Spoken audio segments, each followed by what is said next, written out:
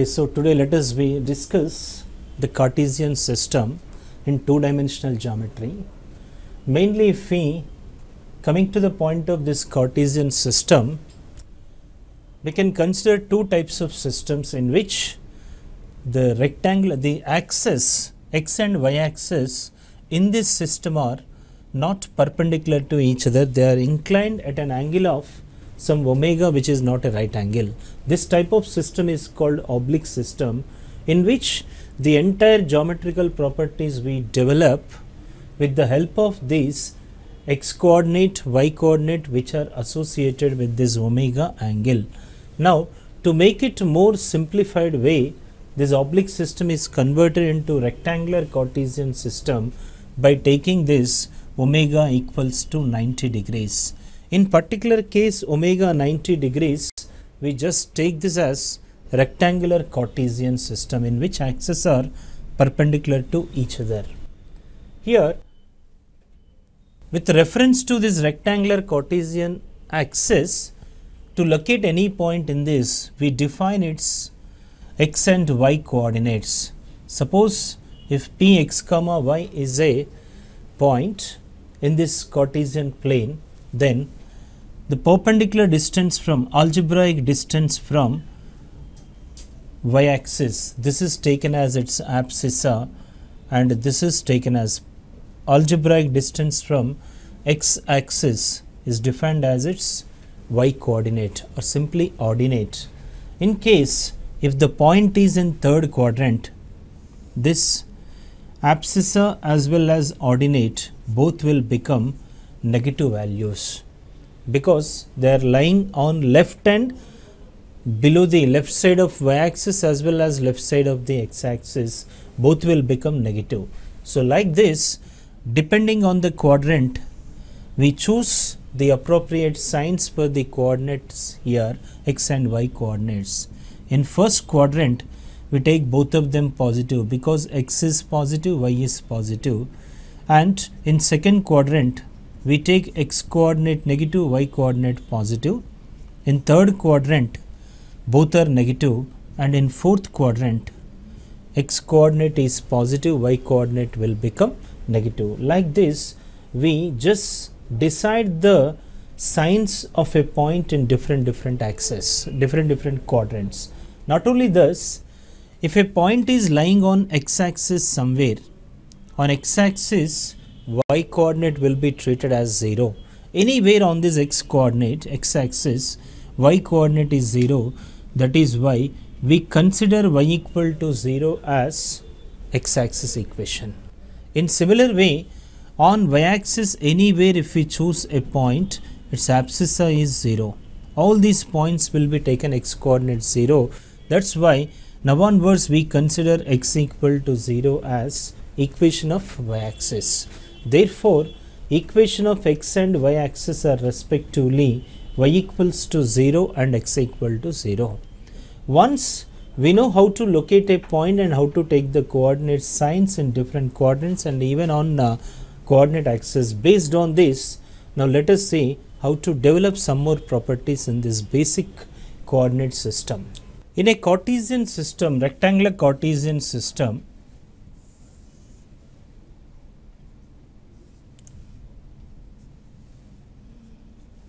suppose we have 2 points given x1 comma y1, b x2 comma y2.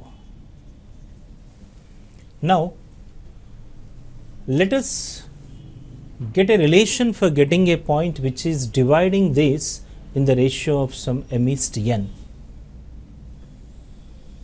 If AB is a line segment on which P x comma y is a point which is dividing these in the ratio of m is to n internally.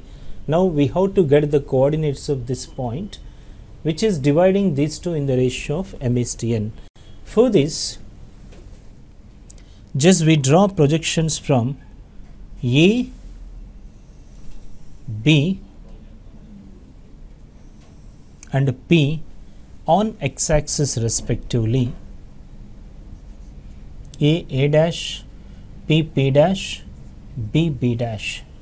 Now this O A dash in the diagram, O A dash is nothing but abscissa of coordinate A. O A dash is equals to x1. Similarly, O P dash will be x and O B dash will be x2. These are abscissae here. Now let us draw perpendiculars from A and B. Let us draw perpendiculars from A and P respectively on these other two lines. Suppose this is AM, this is B, this is PN. Now A dash P dash is equals to AM also here. Therefore, here AM, if we calculate AM, which is nothing but A dash P dash, A dash P dash is nothing but OP dash minus OA dash. This OP dash is x minus x1. Similarly, we can calculate Pn also. This Pn is equals to P dash B dash. This P dash B dash is equal to OB dash minus OP dash. This will be equals to x2 minus x. So we are getting this value x minus x1. This is x2 minus x. In similar way, if we take y coordinates also, we'll get in similar way here. And because triangle AMP is similar to triangle PNB, therefore AM by PN, ratio of these two sides equals to ratio of these two sides, AP by PB. But AM is equals to x minus x1 by Pn is x2 minus x equals to AP by PB. Already we have taken this ratio as m is to n. Applying this, if you simplify this, nx minus nx1 equals to mx2 minus mx. Transferring mx left side, mx plus nx, m plus nx equals to, we get mx2 plus nx1. This implies x equals to, we get mx2 plus nx1 by m plus n. This is taken as the abscissa of the point P, which is dividing AB in the ratio of m is to n.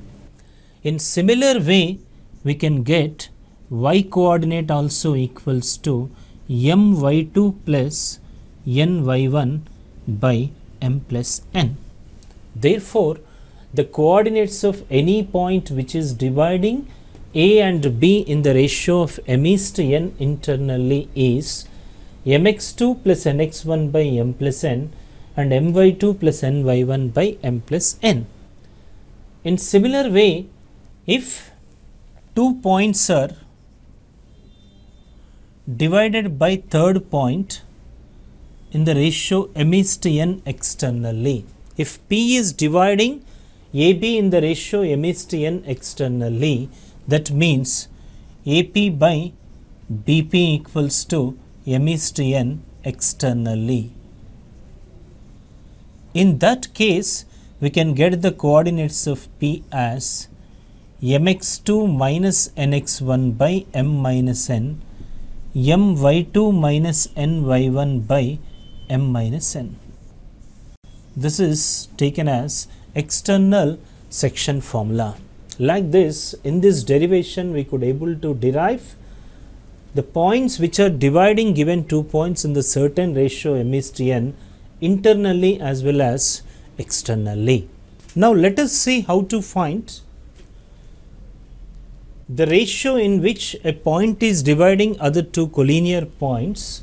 Let us trace out. In the previous one section, ratio given, we could able to find the point. Now we are finding the ratio in which the third point is dividing the given 2 points. Suppose let us take 2 points x1 comma y1 and x2 comma y2, and somewhere here we have C x3 comma y3. Now let us find out the ratio in which this C x3 y3, which is collinear, dividing A and P. So to find out this ratio, let us assume this ratio as lambda is to 1. Of course we can take it as m is to n also. This is better way of finding the ratio. If C is dividing these two in the ratio of lambda is to 1 internally, then x3 y3 coordinates can be written as, applying section formula, lambda x2 plus 1x1 by lambda plus 1, lambda y2 plus y1 by lambda plus 1. Now on comparing the corresponding coordinates, lambda plus 1 x3 equals to lambda x2 plus x1. So lambda x3 minus lambda x2 equals to x1 minus x3. Then lambda will be x1 minus x3 by x3 minus x2. Therefore, in similar way we can take lambda value by using y coordinates also. This is also equals to y1 minus y3 by y3 minus y2 also we can prove. Therefore, 2 points x1 y1 and x2 y2 are divided by the third point x3 y3 in the ratio of C divides AB in the ratio of minus, to get it in particular order, minus difference of abscissa of first and third and second and third, or minus y1 minus y3 by y2 minus y3. This is the way of getting the point in which ratio in which a point is dividing the other 2 points. This is exactly the converse to the previous theorem. Previous theorem we could able to get the point when section ratio is given. Here conversely, when ratio is given, when point is given, how to find the ratio we are calculating here.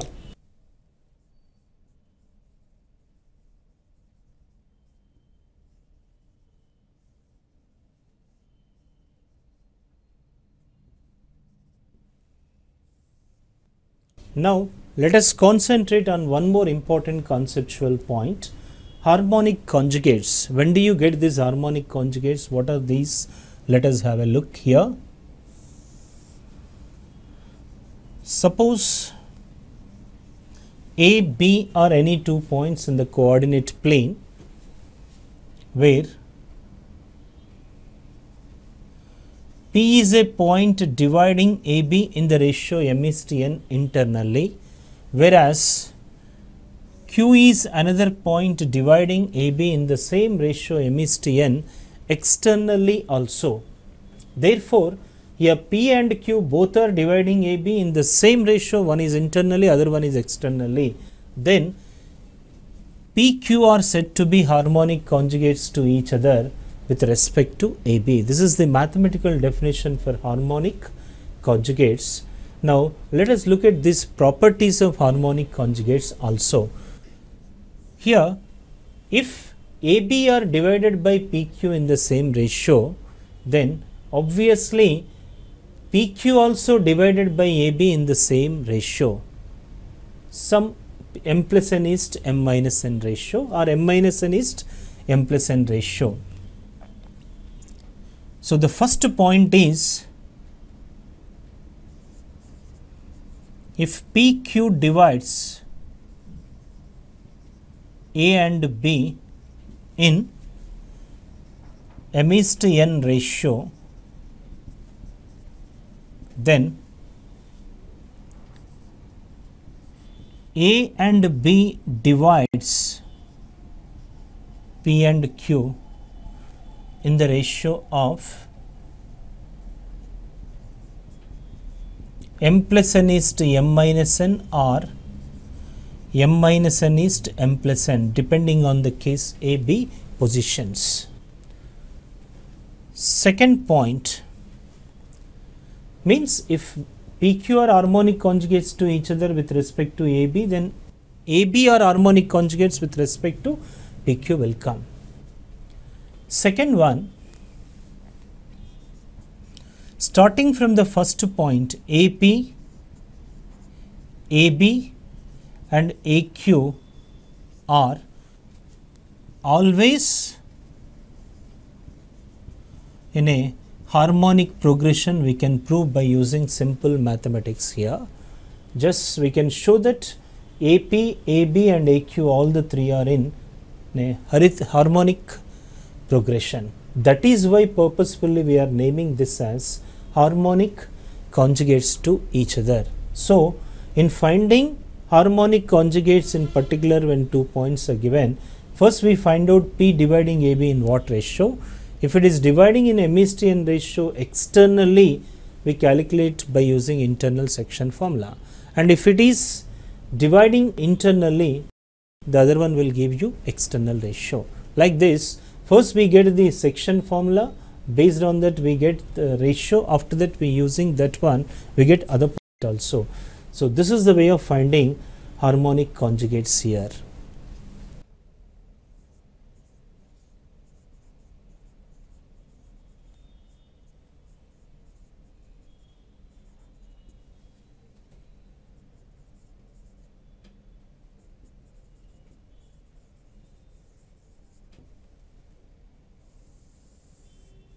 Now let us concentrate on the points of concurrence of various cases in a triangle. If we choose randomly a triangle in the plane ABC, here if you join the midpoint of any one side with opposite vertex, this is called a median. So here AD, similarly BE and CF medians. If we observe in any triangle, always these three medians are concurrent at a point which is called the centroid of the triangle. This G is defined as centroid of the triangle. This is taken as the first point of concurrence. Now let us discuss in detail about each and every point of concurrence in these triangles. Here, now if we concentrate on centroid properties, here centroid always lies on the median, and also we can show that this centroid divides any median in the ratio of 2:1 internally. Median divides this triangle into two equal parts. At the same time, centroid divides median in the ratio of 2:1 ratio. So AG GD ratio or BG is to GE or CG is to GF equals to 2:1. Using this section formula 2:1 ratio, we can show that the centroid coordinates will be x1 plus x2 plus x3 by 3, y1 plus y2 plus y3 by 3. We can prove with simple section formulae centroid coordinates like this. In case if the vertices are x1 y1, x2 y2 and x3 y3. This is about centroid coordinates. Third one, let us have a look at the remaining points of the centroid also here. Now centroid divides triangle into three equal triangles. Triangle GAB, triangle GBC, triangle GCA, all are equal, and adding all the three we are getting total triangle area. That's why each triangle is 1/3 of area of triangle ABC will come back. The area of triangle formed by centroid and any two vertices is 1/3 of the total triangle ABC. Fourth one, here this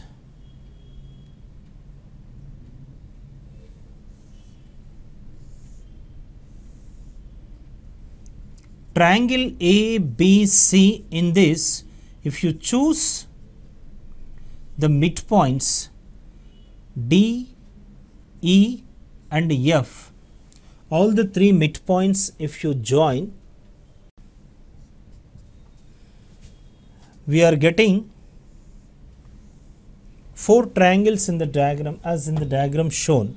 Here triangle DEF, triangle EFA, triangle DEC, area of triangle BDF. All the four are equal. All these four triangles are equal, and each one is 1/4 of area of triangle ABC. This is another important point. Even we can guess easily what is the interrelation between this area and this area also, this triangle area. So we can get interrelation between these very comfortably. Now coming to the fifth point, here in a triangle ABC, if P is any point interior or exterior in the plane of the triangle, then PA square plus PB square plus PC square equals to GA square plus GB square plus GC square plus 3 times PG square will come. A relation between, easily we can prove by taking centroid, 3 vertices and randomly chosen some point alpha beta, and we can show that PA square plus PB square plus PC square will be given as GA square plus GB square plus GC square plus 3 times PG square. That's why here if P is any point randomly taken in the plane, sum of squares of its distances from the vertices is equals to, we are getting this result, and its minimum value, this 3 PG square minimum value is 0 when case P equal to 0. That's why this is greater than or equal to this value will come. That's why we get the inequality here, PA square plus PB square plus PC square greater than or equals to GA square plus GB square plus GC square. Inequality will be always applicable for any point in the plane of triangle. This is another important property in this here we have. Coming to one more important case here, let us concentrate on how to find the median in this triangle. If we have to find out median here, now let us see how to find the length of median in this triangle.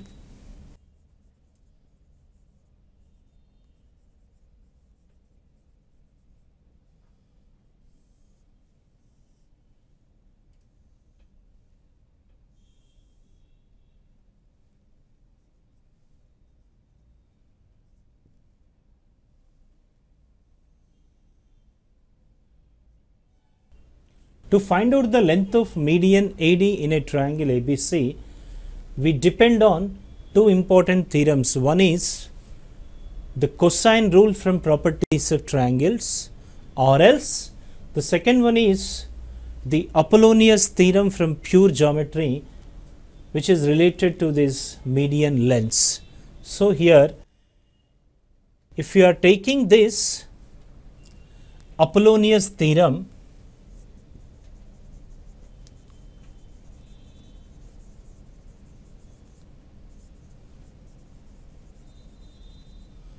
from Apollonius theorem,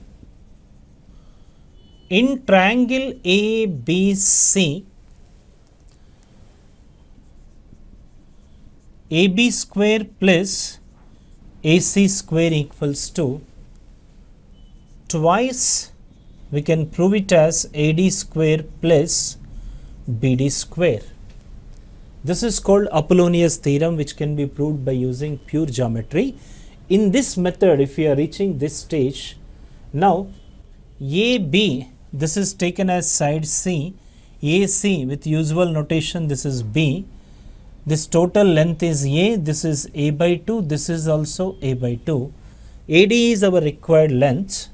Substituting all these in this, AB square is C square plus B square equals to 2 times AD square plus BD square is A square by 4.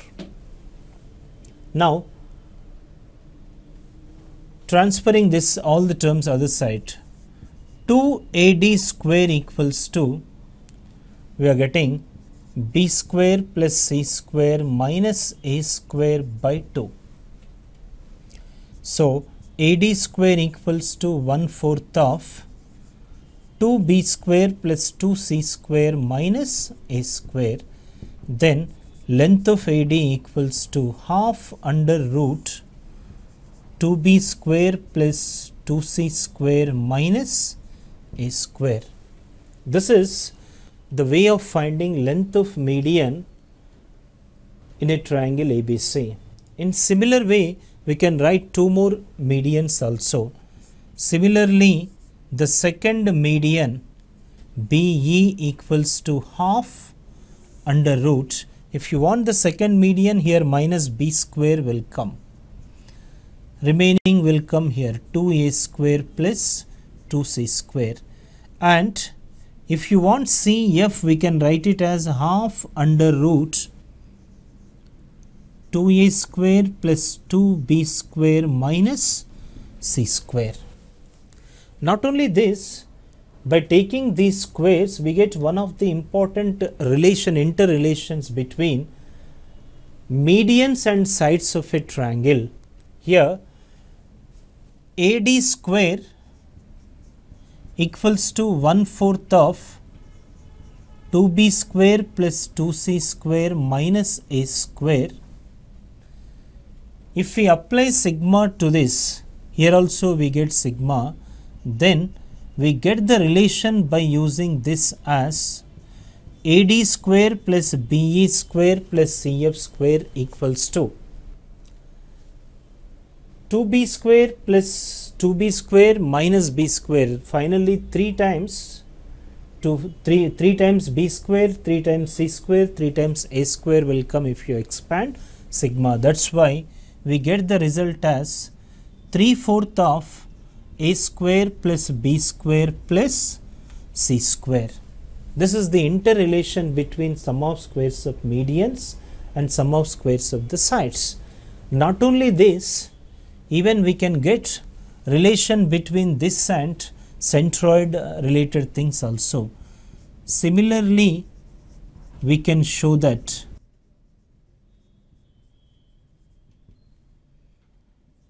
GA square plus GB square plus GC square equals to 1/3 of AB square plus BC square plus CA square. So like this, these two and these two are interrelated each other. This is the way of getting the connection between sum of squares of various cases in a triangle. So here, centroid is one of the most important concurrent points in a triangle, which is connected with various such interrelated relations in this triangle. Now let us focus on one more concurrent point in a triangle. Now let us see the other important points of concurrence in this triangle. Coming to these incenter and excenters,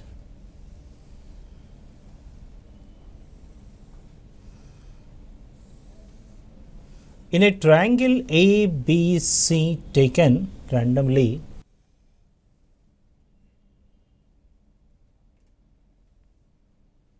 suppose if we are taking the internal angular bisector of A, this is A by 2, A by 2. Similar way, internal bisector of angle B, internal angular bisector of C, all the three we can show that they are always concurrent at a point which is denoted as the incenter of the triangle, which is equidistant from all the three sides of the triangle. This is always equidistant from all the three sides. So, taking this as center, distance to the side as radius, we can draw a circle. So, this circle is called as incircle and its center is called incenter, whereas its radius is called inradius. In similar way, if we take internal bisector of A and external bisectors of B as well as C, if we are taking these 3 points also concurrent at a point which is called excenter opposite to A. So, we can define in similar way excenter opposite to B and excenter opposite to C. So, 4 concurrent points related to these angular bisectors we can define in this triangle. Taking this IA as center touching all the sides like this, we can draw a circle which is called first X circle or X circle opposite to A. In similar way, just we can draw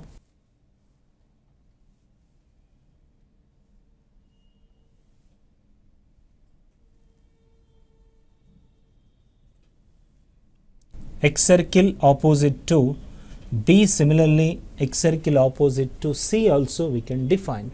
So, in any triangle we can define incenter as well as excenters. Now, let us see some more important points related to this incenter and excenters at a stretch here. If we draw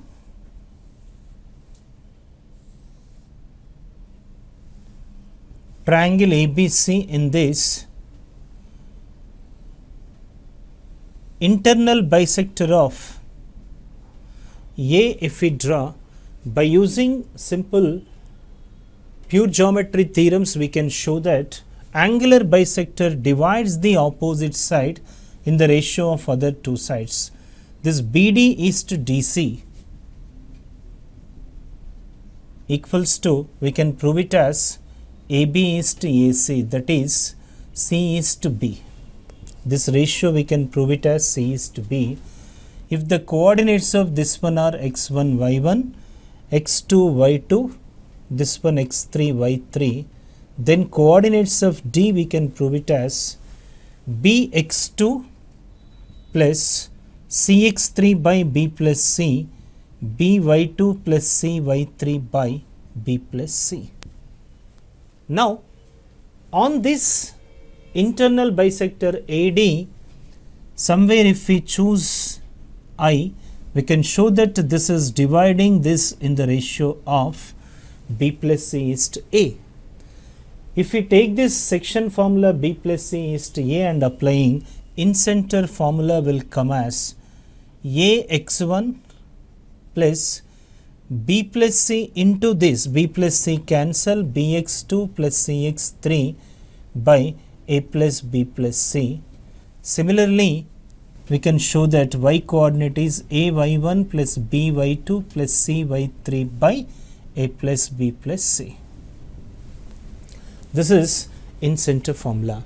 In similar way, if we produce it, somewhere if you imagine IA, we can show that this is dividing A and D in the same ratio B plus C is to A externally. Applying external section formula, we can prove this as wherever A is there, put minus A in the above formula, minus AX1 plus BX2 plus CX3 by minus A plus B plus C minus ay1 plus by2 plus cy3 by minus a plus b plus c. This is the way of getting external centers also. X centers opposite to A, opposite to B, opposite to C. These, if we observe closely, AD divided by I and IA in the same ratio, one internally, other one externally, and just now we have discussed that this type of points are called harmonic conjugates. Therefore, I and IA are harmonic conjugates to each other with respect to AD and vice versa. Here we have to recollect one more important definition. IA, IB, IC, these three will give us one more important definition. In a triangle ABC,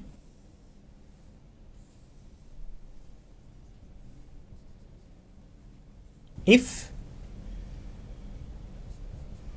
IA,